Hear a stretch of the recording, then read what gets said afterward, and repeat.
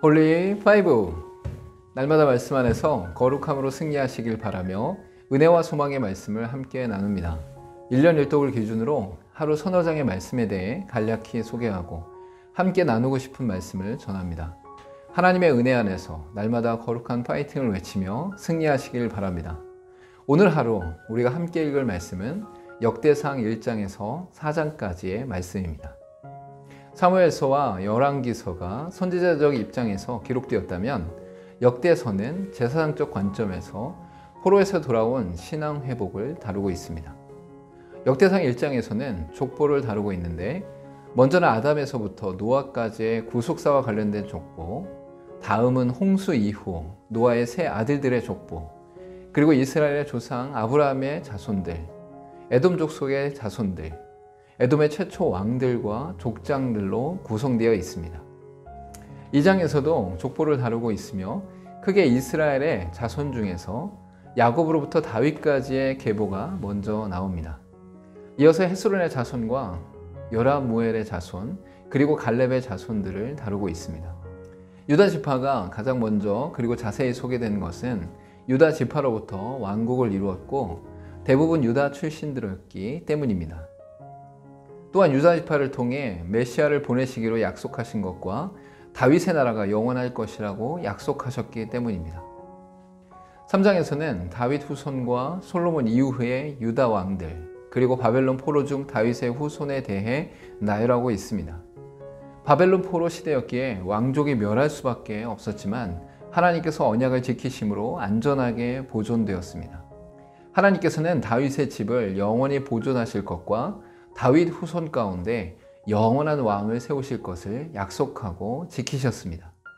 이는 영원한 하나님의 언약을 성취하시기 위한 하나님의 성실하심과 신실하심이 나타난 것입니다.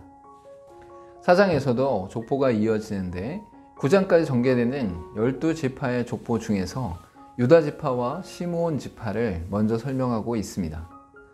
유다 지파의 단편적인 족보가 먼저 나열되고 나서 시므온 지파의 족보가 설명되고 있습니다.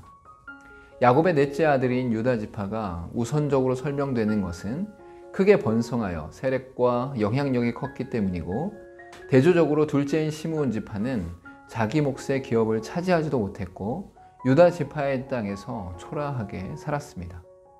오늘 읽을 말씀 중에서 함께 나누고 싶은 말씀은 역대상 4장 9절에서 10절까지의 말씀입니다. 야베스는 그의 형제보다 귀중한 자라. 그의 어머니가 이름하여 이르되 야베스라 하였으니 이는 내가 수고로에 낳았다 함이었더라. 야베스가 이스라엘 하나님께 아뢰어 이르되 주께서 내게 복을 주시려거든 나의 지역을 넓히시고 주의 손으로 나를 도우사 나로 환난을 벗어나 내게 근심이 없게 하옵소서 하였더니 하나님이 그가 구하는 것을 허락하셨더라. 야베스가 구체적으로 어떠한 인물인지는 알 수 없지만 고통의 아들이라는 뜻의 이름을 통해 많은 고통을 겪고 있었음을 알 수 있습니다. 당시 정치적으로 페르시아의 식민지였고 경제적으로도 빈곤한 상태였던 바벨론 포로의 이스라엘이 겪고 있는 고통을 내포합니다. 70년간 버려졌던 땅을 다시 개간하여 재기해야 했고 여러 가지 환난으로 인해 심적, 육적 고통 속에 있었습니다. 그런 그가 하나님의 도우심을 구하며 환난을 벗어나 근심이 없게 해주시기를 구했고 하나님께서는 모두 허락하셨습니다.